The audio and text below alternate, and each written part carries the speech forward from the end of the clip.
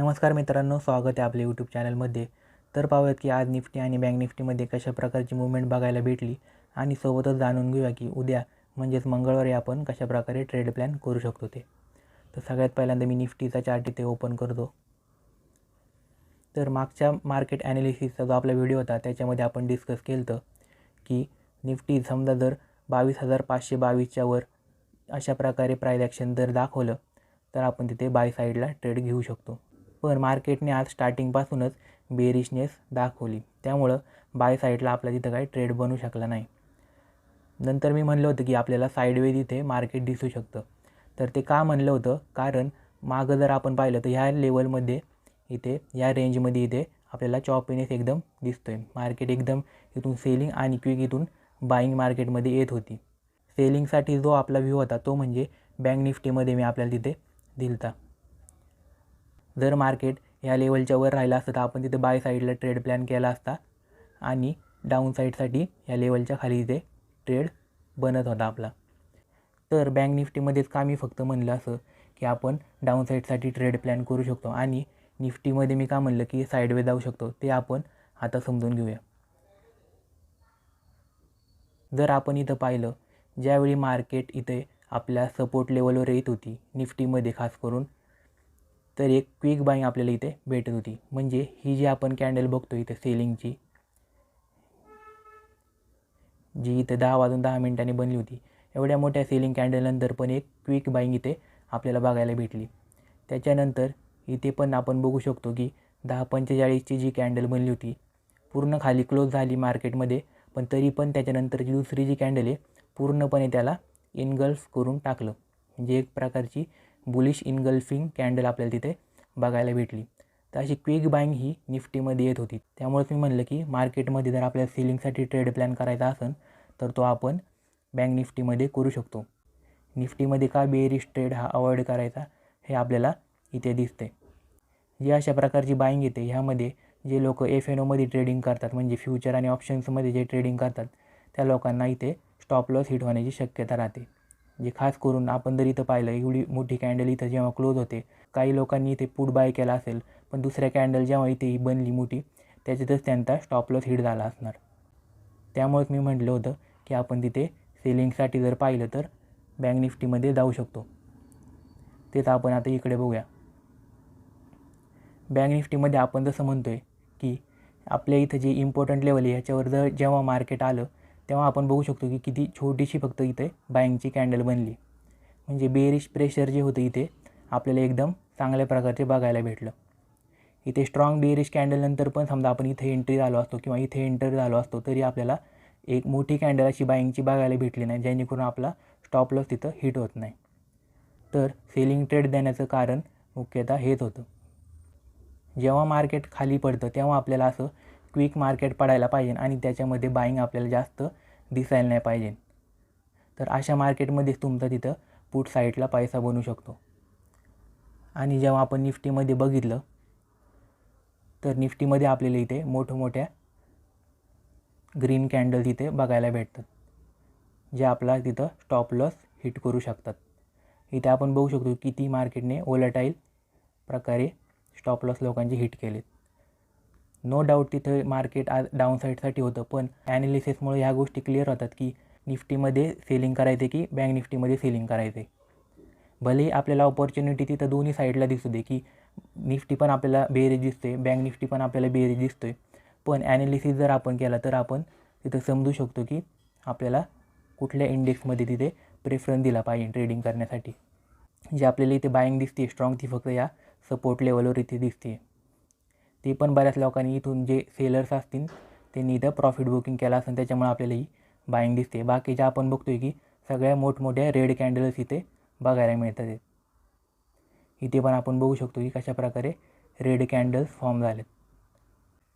तर उद्या आपण कशा प्रकारे ट्रेड प्लॅन करू शकतो हे आता बघूया. सगळ्यात पहिल्यांदा मी निफ्टीमध्ये आपल्याला सांगतो.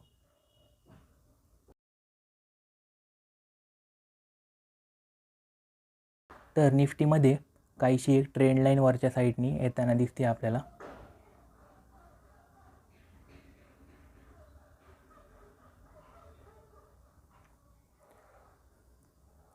जर आपण इथं पाहिलं तर मल्टिपल टच आपल्याला इथे ट्रेंड लाईनला होताना दिसतो आहे. इथं फर्स्ट टच याला, पहिला टच इथं, दुसरा, तिसरा आणि चौथा.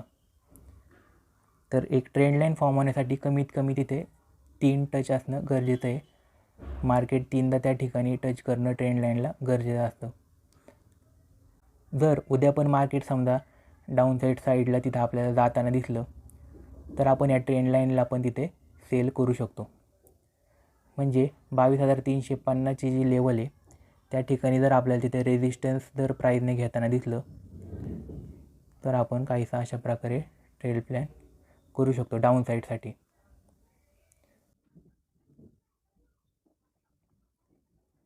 तर काहीसा अशा प्रकारे मार्केट उद्या सेलिंग साईडला जाऊ शकतं.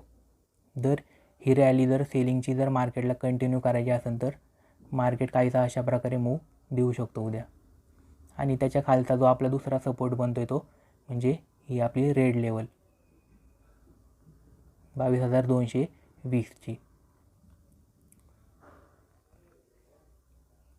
तर उद्या मार्केटला पहिला जो आपला रेजिस्टन्स जो भेटणार आहे तो म्हणजे 22,350ची लेवल आहे आणि त्याच्या खाली जी सपोर्ट लेवल दिसते आहे ती म्हणजे 22,280 आणि त्याच्यानंतर म्हणजे 22,220ची.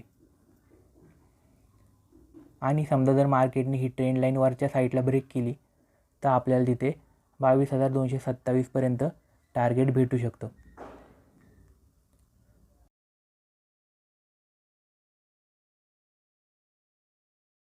तर काहीसा अशा प्रकारे आपण ट्रेड प्लॅन करू शकतो उद्या. म्हणजे 22,350ची जी लेवल आहे ती उद्या एक रेजिस्टन्ससारखी तिथे काम करेल. म्हणजे ह्या ट्रेंड लाईनवर आपण तिथे शॉर्ट ट्रेड इथं बनवू शकतो. किंवा जर मार्केटने ही लेवल स्ट्रॉंग बुलिश कॅन्डल्सनी समजा जर ब्रेक केली तर आपण तिथे त्याला एक सपोर्टसारखं ट्रीट करून बाईंग साईडला पण तिथं वरच्या साईडला ट्रेड घेऊ शकतो. तर निफ्टीमध्ये दोन्ही साईडला उद्या ट्रेड भेटू शकतात. तर आता पाहूया की बँक निफ्टीमध्ये आपण कशा प्रकारे ट्रेड प्लॅन करू शकतो ते. तर आपण जिथे बघतोय बँक निफ्टीमध्ये हा एक जो झोन आपल्याला मार्क केला तो एक साईडवेज झोन आहे. त्या झोनमध्ये आज मार्केट आपल्याला तिथे ट्रेड होताना दिसतंय. परत मार्केट या झोनमध्ये आलं आहे आता. तर या झोनमध्ये आपण कोणताच ट्रेड प्लॅन करणार नाही बँक निफ्टीमध्ये. बँक निफ्टीने हा झोन ब्रेक करणं गरजेचं आहे, एकतर वरच्या साईडला किंवा डाऊन साईडला. डाऊन साईडसाठी आपण अशा प्रकारे ट्रेड प्लॅन करू शकतो.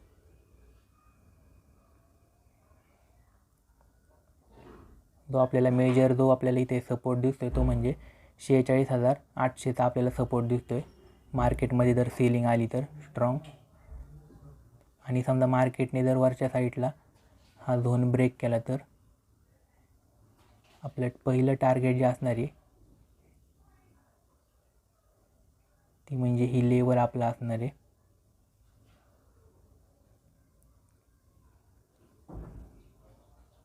ही जी आपली लेवल आहे हे आपलं पहिलं टार्गेट असणार आहे, जे आपल्याला दिसते की 47,800च्या आसपास दिसते. तर बँक निफ्टीमध्ये पण आपण दोन्ही साईडला ट्रेड प्लॅन करू शकतो. फक्त बँक निफ्टीने ह्या झोनच्या बाहेर ट्रेड केलं पाहिजे. तर बँक निफ्टीमध्ये जे इम्पॉर्टंट लेवल्स आपल्याला दिसतात ते म्हणजे 47,500ची लेवल एक वरच्या साईडला आणि सपोर्टला जर आपण पाहिलं तर 47,228ची लेवल आपल्याला तिथे दिसते. डाऊन साईडसाठी आपण ट्रेड प्लॅन केला तर 46,800पर्यंत आपल्याला तिथे पहिलं टार्गेट भेटू शकतं. आणि वरच्या साईडला जर आपण बाईंग ट्रेडमध्ये एंटर झालो तर आपल्याला तिथे 47,800पर्यंत आपण प्रॉफिट बुकिंग करू शकतो. आणि नंतर 47,900ची आपल्याला तिथे एक लेवल दिसते. तर काहीच अशा प्रकारे आपण बँक निफ्टीमध्ये ट्रेड प्लॅन करू शकतो. अजून एक महत्त्वाची गोष्ट मी आपल्याला निफ्टीमध्ये तिथे सांगतो.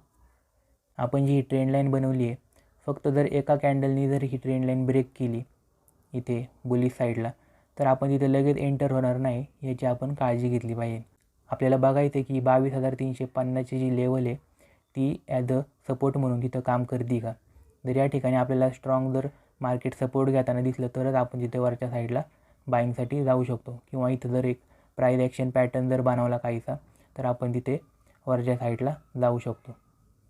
आपण या लेवल्स मार्क करू शकता जेणेकरून आपल्याला ट्रेड घेण्यासाठी फायदा होईल. निफ्टीमधले काहीशे आपल्या अशा लेवल्स आहेत. आपण याचा स्क्रीनशॉट घेऊ शकता.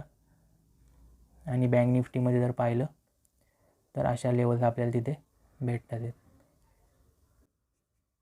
जर आपण अजून देखील चॅनलला सबस्क्राईब केलं नसेल तर चॅनलला सबस्क्राईब करा. व्हिडिओ आवडला असेल तर व्हिडिओला लाईक करा, कमेंट करा आणि आपल्या ट्रेडर्स मित्रांसोबत व्हिडिओ शेअर करा. भेटूया पुढच्या व्हिडिओमध्ये. धन्यवाद.